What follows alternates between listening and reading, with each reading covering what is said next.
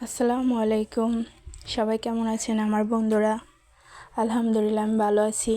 রোজা প্রায় শেষের দিকে, আর একটা কিবা দুইটা, যদি 30টা হয় তাহলে আর দুইটা, আর না হয় 29টা হলে আর একটা। তো সবাইকে অগ্রিম ঈদের শুভেচ্ছা জানাই। অগ্রিম ঈদ মোবারক। তো আজকে চিতই পিঠা আর মুরগির মাংস। তো এখন আমি মাংস কেটে পরিষ্কার করে নিয়েছি। মাংস মাখিয়ে আমি রান্না করব।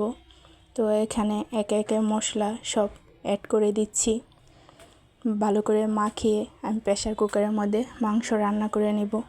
যেহেতু রমজান মাসে একটু কাজ বেশি, তো যেভাবে তাড়াতাড়ি হয় খাবারটা খেতেও ভালো লাগে, ওইভাবেই তাড়াতাড়ি করতে গেলে, কাজটা সহজ করতে হলে এভাবেই প্রেসার কুকার বাসায় থাকলে মাখায়া রান্নাটা করে নিলে সময়ও কম, তাড়াতাড়ি কাজও শেষ হয়ে যায়।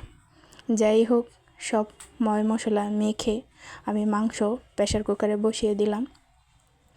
এর মধ্যে আবার চালের গুঁড়া আমি এখন মাখিয়ে নেব। তো ব্লান্ডারে একটু পরে আবার ব্লান্ড করে নেব, যাতে চালের যে গোলাটা একটু লাসাটা ধরলে পিঠাটা সুন্দর হয়। তো আমি এখন লবণ দিয়ে আর সাদা পানি দিয়ে আমি চালের গুঁড়া একটু ভালো করে আমি মাখিয়ে নিচ্ছি হাত দিয়ে একটু ভালো করে। তো কিছুক্ষণ পরে আমি ব্লান্ডার করে নেব। এখানে আবার আমার মুরগির মাংস প্রায় হয়ে এসেছে। তো একটু আমি ঢাকনা খুলে নাড়াচাড়া দিয়ে দিলাম। তো এর মধ্যে আমি জিরার গুঁড়া দিয়ে দিলাম।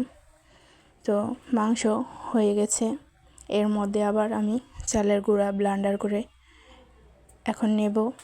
তো পিঠার জন্য সব রেডি করে নিচ্ছি। বলতেছে চিতই পিঠা দিয়ে মুরগির মাংস দিয়ে খাবে। অ্যালার্জি যেহেতু, তো মুরগির মাংসটাই একটু বেশি খাওয়া পড়ে, বাচ্চাদের অ্যালার্জি। যাই হোক, মাংস হয়ে গেছে। এখন আমি চালের গোলা ব্লান্ডার করে নেব।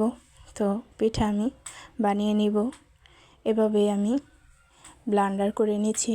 চালের গোলা নিয়েছি, কতটুকু পানি দিয়ে ব্লান্ডার করে নিয়েছি। তো একে একে আমার ব্লান্ডার সবগুলা গোলাই হয়ে গেছে। তো আস্তে আস্তে আমি পিঠা বানিয়ে নেব। বাসায় চালের শুকনা গুঁড়ি থাকলে এভাবে ব্লান্ডার করে একটু নিতে হয়।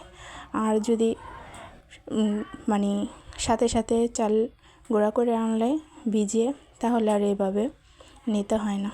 তো আমার সব রেডি প্রায়, এখন পিঠা বানানোর পর্ব। তো একে একে আমি আস্তে আস্তে পিঠা বানিয়ে নিচ্ছি। তো আমার আজকের ভিডিওটা কেমন হয়েছে, পিঠাগুলো মাংস কেমন হয়েছে কমেন্টে জানাবেন।